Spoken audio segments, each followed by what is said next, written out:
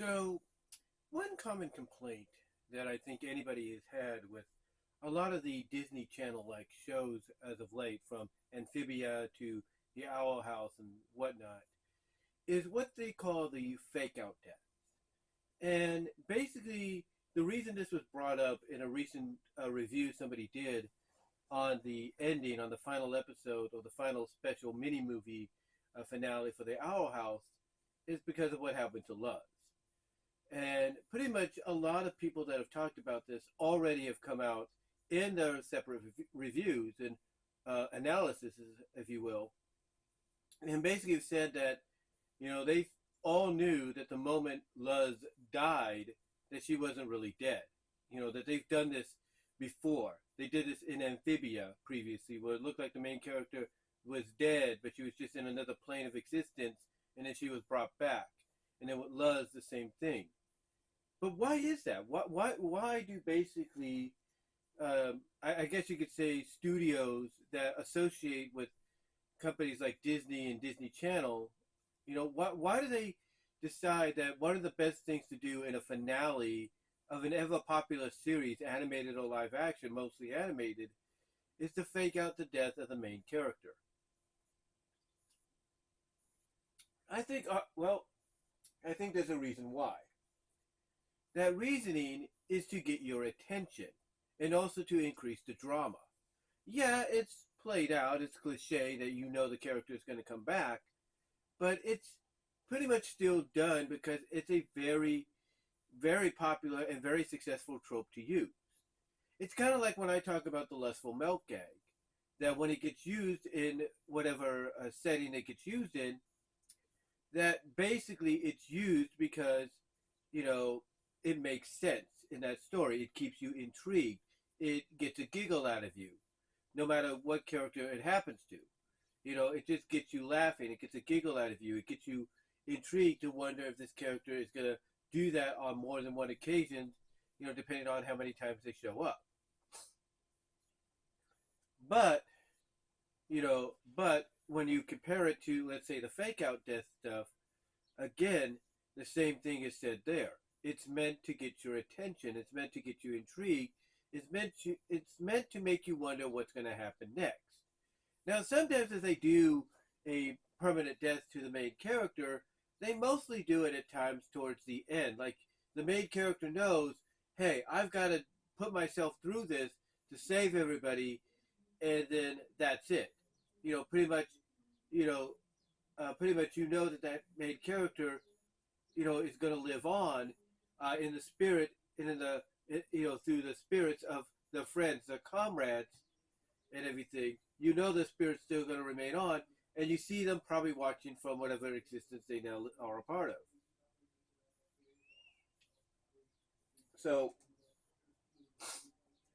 when you get down to it, in all honesty, when you get down to it, it's all about the intrigue. It's all about the interest. It's all about the investment and making you wonder, how is this character going to be revived?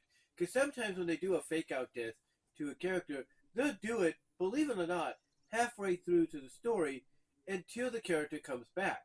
A very popular, example of this is the Guyver. The Guyver will die at times. Whoever is the welder of the Guyver will die.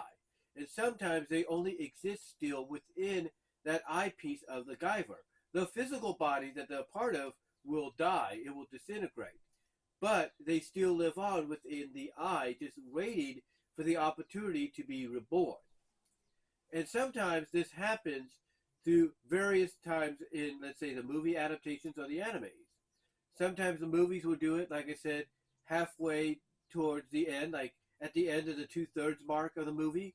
And sometimes the anime adaptations, or even the manga adaptations, will do it maybe 2/3 or even at the beginning of the final half of the arc of the anime. Whether that final arc of the anime or the manga is several more episodes to go, like 5, 10 more episodes, or 5 or 10 more chapters. They will usually do it at the end of the 2/3 or at the beginning of the final of the third mark, if you will, the final act mark. But they won't bring the character back, or at least acknowledge that the character is still alive, until almost the end. Why? Because it keeps you invested. It keeps you intrigued. And that is why you have these fake out deaths, occur in a lot of these programmings, a lot of these comics and shows. It's mostly to keep you, invested, and it's mostly keep your eyeballs on what's going on. Even if you know that the character is going to come back, it's done because maybe somebody's watching the finale, that's watching something like the Owl House or Amphibia for the first time, and they're wondering, oh my God, is the character dead? I gotta go back and watch the rest of the show to wonder why they would attempt to do this. Even if they do see the character come back later, it gets them wondering, why, what would build up to this. I got to go and watch all the episodes of the seasons that came out prior. That's why you have these fake out moments. They're done basically to get even the newest person that's probably watching the finale for the first time to go and watch the rest of the series, in episodes that came out prior, to see exactly why this character would put themselves into a situation like this when they shouldn't. So honestly, that is why when you really get down to it, as much of an annoyance as it is, that's why they're used, in these stories.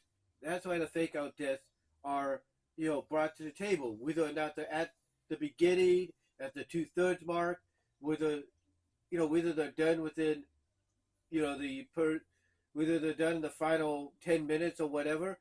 They're only done because it gets your attention if you've been watching it for a while, because it makes you wonder, okay, they obviously can't keep them dead. They got to bring them back, but it makes you still curious of would they actually go that far and keep the character dead. And like I said, for a newer person that might be watching the finale and the show for the first time, it makes them want to go back and watch the entire series to wonder why the character would put themselves through this. So, to me, I know it's an annoyance at times, and it does get predictable at times, there's no doubt. But it's done mainly, long, long story short, it's done mainly for intrigue. It's done mainly to get you invested, and keep your attention, as well as drawing the newer viewers to want to, catch up on the rest of the series to see exactly, who this character is, find out why, they would be led to put their lives on the line, if not sacrifice their life to save their friends and their comrades, if not the world. So that's why these fake out deaths, the fake out death trope, is used a lot in a lot of these shows that Disney has done.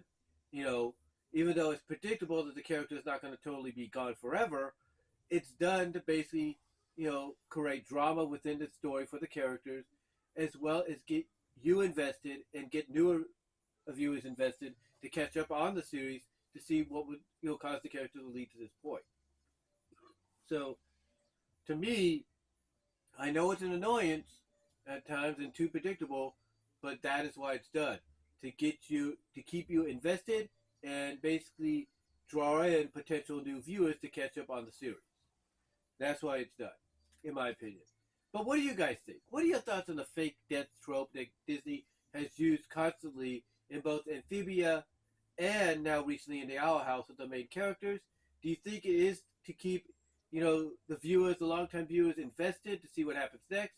Do you think it's done to also draw in the newer viewers that might be watching the show because of the finale for the first time to get them to go back and watch the rest?